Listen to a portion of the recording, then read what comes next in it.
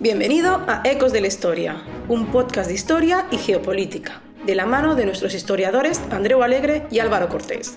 Podéis conocerles mejor en nuestros canales de Instagram, YouTube y Twitter, con Álvaro Cortés, historiador en Dinamarca y Copenhague que ver. Y recuerda, quien no conoce su pasado no puede entender su presente.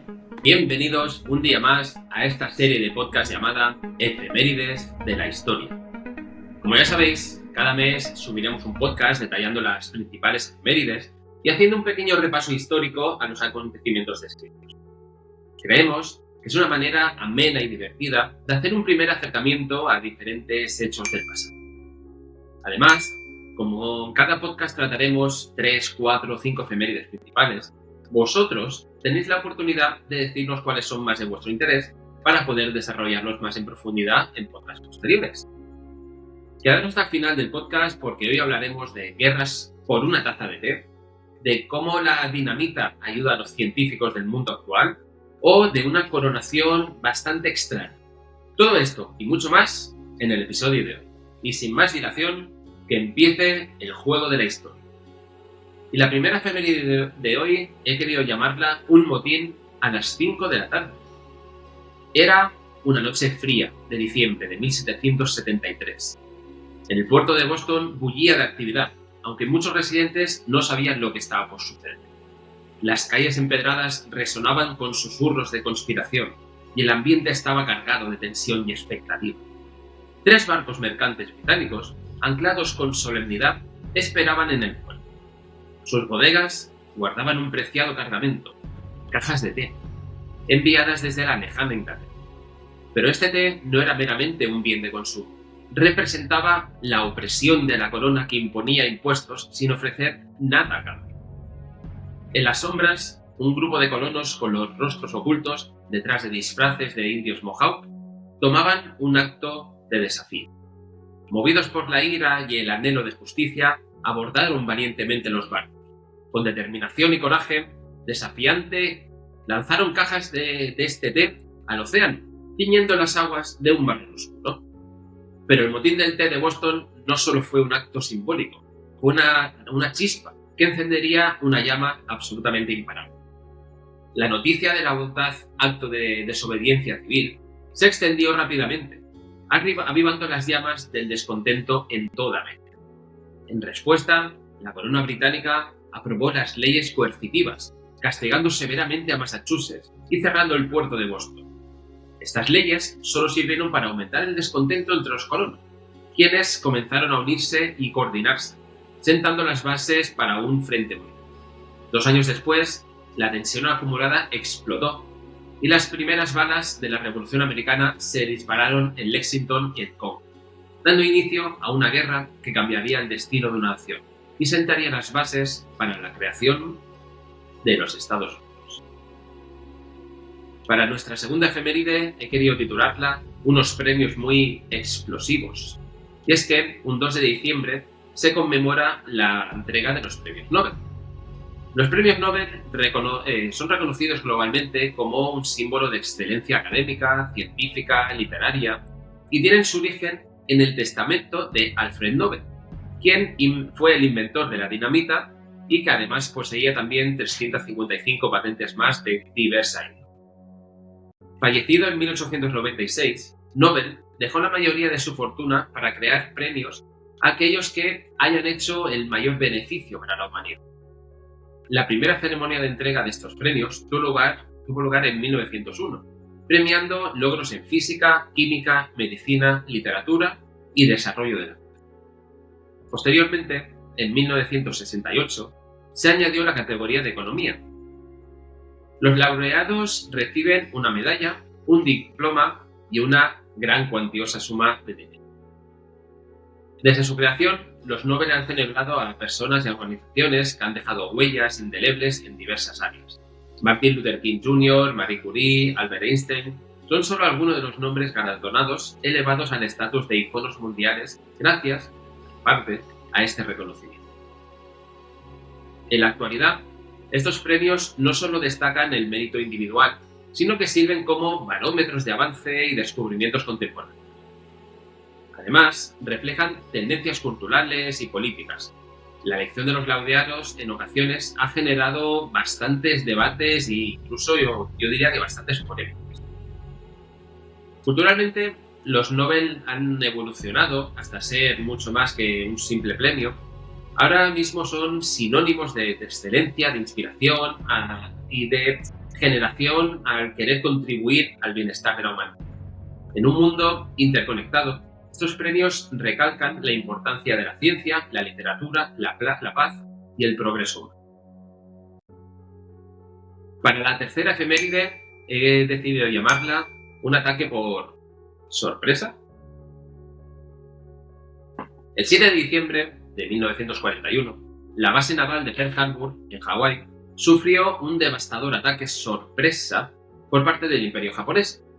En menos de 2 horas, la flota del Pacífico de Estados Unidos quedó gravemente dañada, con 8 acorazados hundidos o averiados, junto con múltiples otros buques y aeronaves que también fueron alcanzados. Más de 2.400 estadounidenses murieron y cerca de 1.200 resultaron heridos. Este ataque cambió el curso de la Segunda Guerra Mundial. Hasta ese momento, Estados Unidos había mantenido una posición neutral, pero tras el ataque a Pearl Harbor, se unió activamente en el bando de los aliados. El 8 de diciembre, el Congreso de Estados Unidos declaró la guerra a Japón y pocos días después a Alemania e Italia, aliados de Japón en este sentido.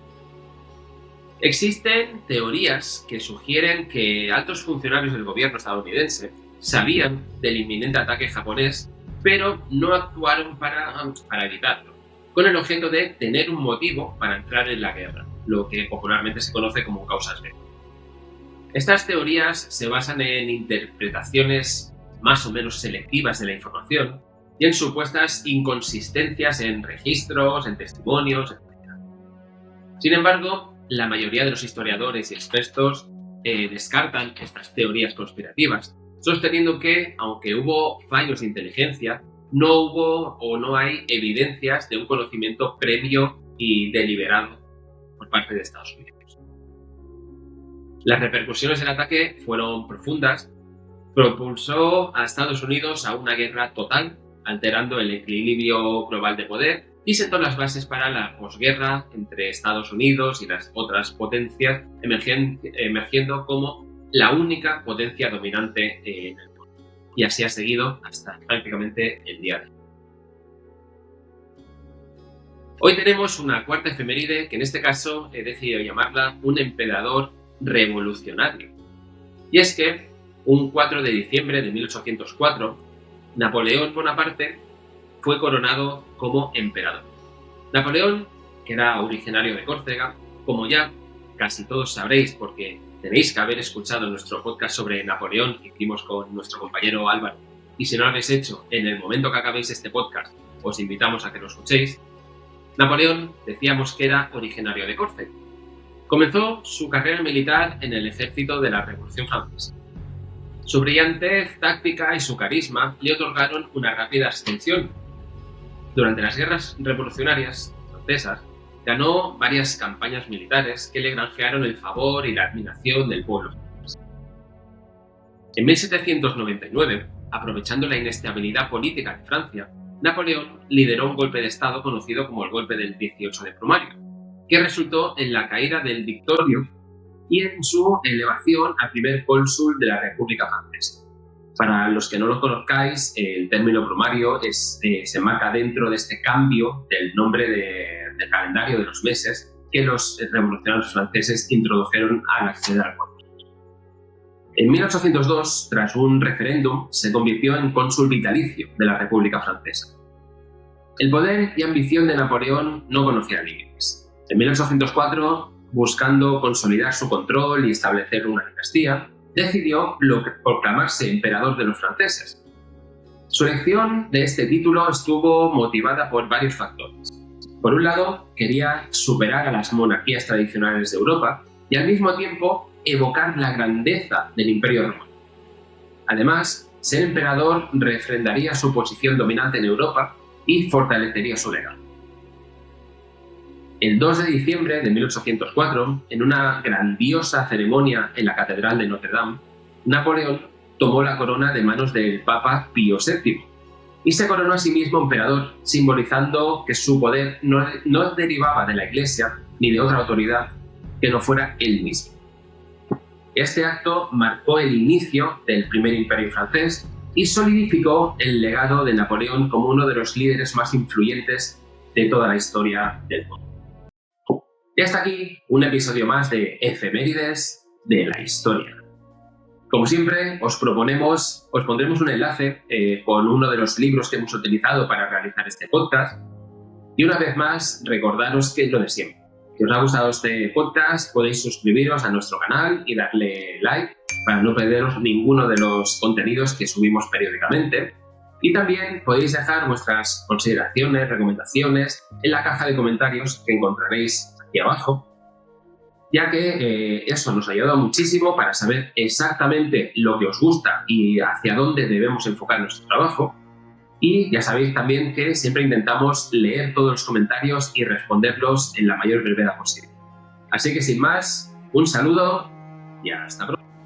Os dejamos una recomendación de un libro sobre el tema de este podcast en la descripción y en el primer comentario, junto con los canales Ecos de la Historia, Historiador en Dinamarca y Copenhague que ver, para que si te ha gustado este podcast lo compartas y así nos ayudes. Y recuerda, quien no conoce su pasado no puede entender su presente.